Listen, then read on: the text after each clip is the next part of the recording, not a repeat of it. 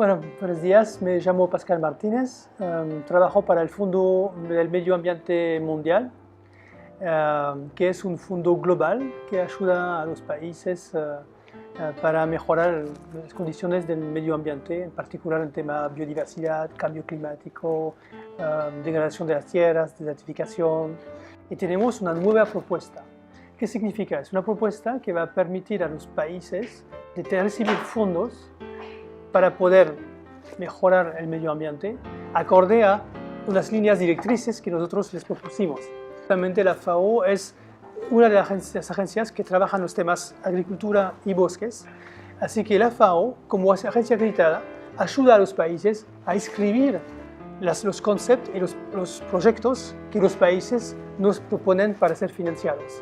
Nosotros recibimos fondos de los países donantes para ayudar a los países en desarrollo a implementar proyectos para el medio ambiente.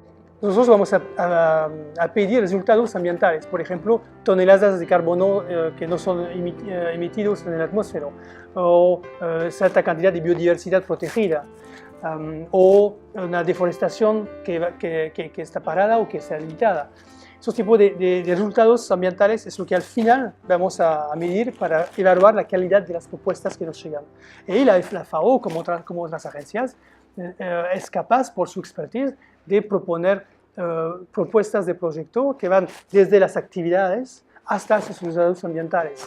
Hay varios desafíos, ¿no? Pero yo creo que uno que es importante es el tema de la integración de los diferentes componentes que dañan al medio ambiente y que además en muchos casos también hacen que la gente sea más pobre o menos nutrida, ¿no? Porque esto está relacionado. El desarrollo está muy relacionado al medio ambiente. Así que este tema de integración es muy importante. Y yo creo que la forma que la FAO y otras agencias pueden hacer para que las propuestas sean más contundentes, más promisoras de resultados, es la capacidad que tienen esas agencias de integrar los diferentes componentes. Eso significa, por ejemplo, poner en la misma mesa diferentes sectores: agricultura, medio ambiente, energía. Bueno, todas esas integraciones es fundamental porque nos dimos cuenta que finalmente si tantos problemas quedan en el medio ambiente es porque atacamos los problemas solamente muchas veces en la forma sectorial, y mientras solucionamos de un lado se destruye el ambiente por otro lado. Entonces, esa es la nueva propuesta del GEF integrada por Impact Programs que yo mencioné al inicio.